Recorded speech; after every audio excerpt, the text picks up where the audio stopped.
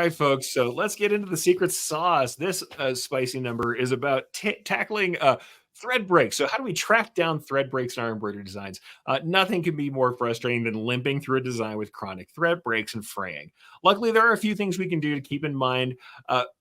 What's going on and help us track down the cause and actually address the issue with the break in question. First, we need to isolate what the problem is coming from the file. So, the digitized file or something happening in the machine. It can be tempting to blame your digitizer, even though I am one. I know that that's tempting. But the truth is, unless your thread break is reliably happening in the same place in a design, the same area of the design on repeated runs, or in places where the design has excessive density, like too many stitches packed together or overly small stitches, there's likely to be a problem somewhere at the machine or with the materials instead of in the file. But do check for those things like overly small stitches and overly dense areas. And if it's always happening on a certain structure in the garment, sometimes it can be things like really thick seams on caps or on bags or things that might have other sorts of seams or equipment in the way.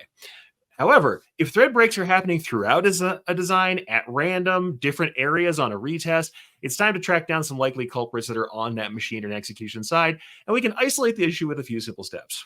First, start by just switching to another needle on your head, regardless of the color, especially if we've already got a ruined stitch out, and start running that same area of the design.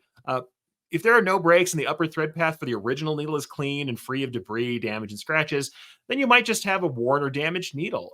If you're in doubt, replace the needle. Many of us don't replace the needles frequently enough, definitely not in the recommended run times from the manufacturers, and it's something that's worth checking out.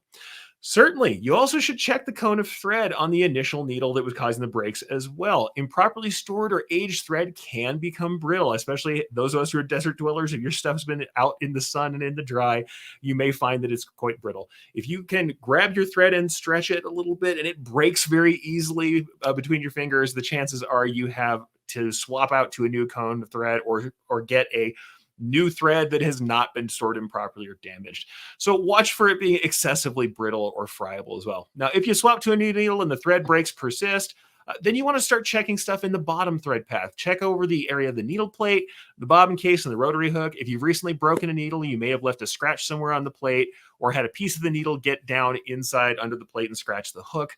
So clean the hook, make sure it's lubricated, the things you should be doing anyway, but check for scratches. Some scratches may not be immediately visible, but can be felt or they might catch if you run your fingernail across the hook in an area that you're concerned about.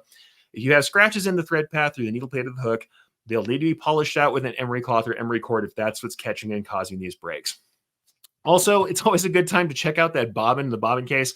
Swap the bobbin anyway, just to make sure the cost is minimal compared to the cost of thread breaks. And check out the case. Sometimes you can have a bobbin that is hanging, especially cardboard-sided bobbins.